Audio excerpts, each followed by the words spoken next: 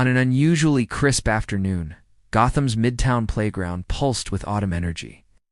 Joggers lapped the perimeter path, benches hosted lunch breaks and chess matches, and a handful of adults had commandeered swings and seesaws, their laughter blending with the rustling leaves.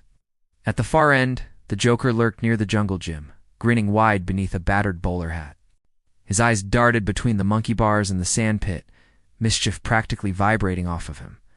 In his gloved hand dangled a trio of purple balloons, light as air and filled with something far less innocent.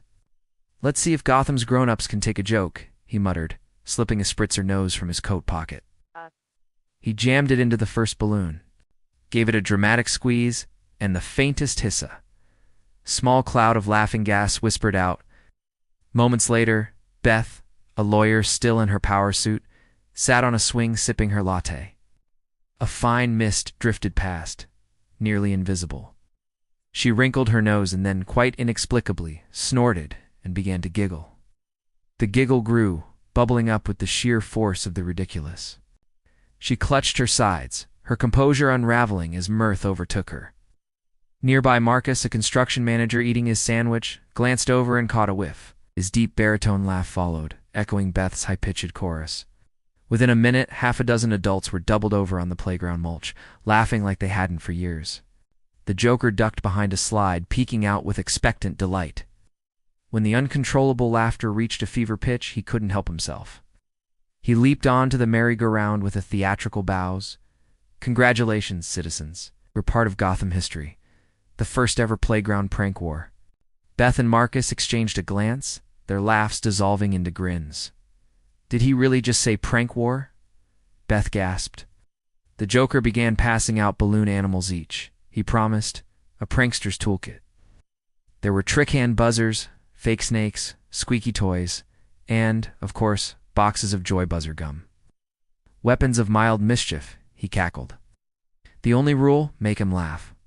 The adults, riding a residual wave of hilarity, shrugged off their daily worries and met the moment with competitive glee.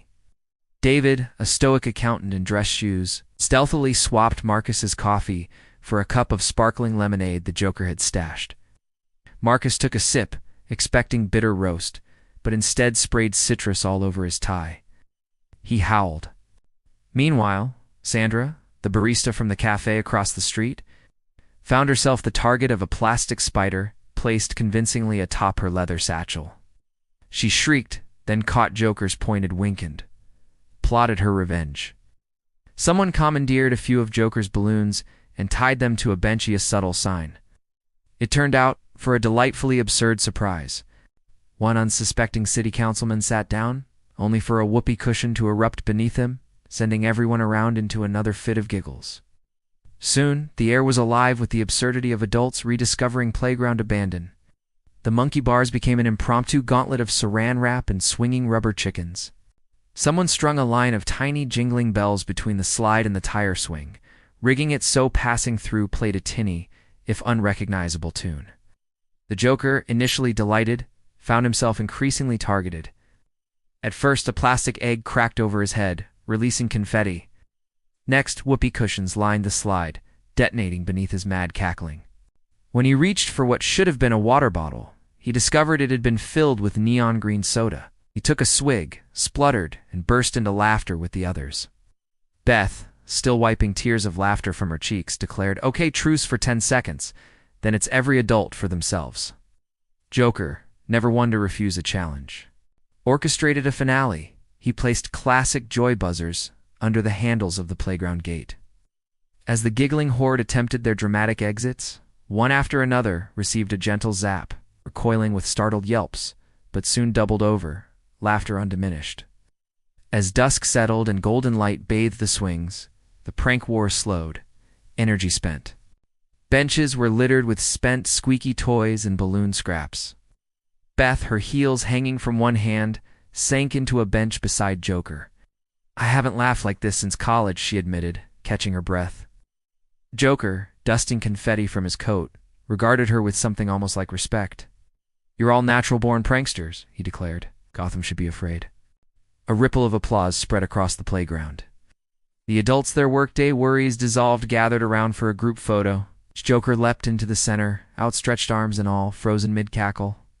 As the sky deepened into twilight, the unspoken consensus was clear. Normalcy would return in the morning. Laptops would open, meetings would convene, deadlines would loom.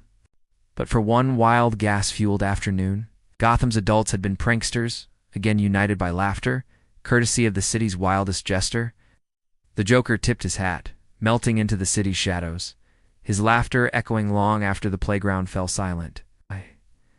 And as the last of the adults drifted away, their faces aching from grins, they couldn't help but hope the prank war might return one day soon.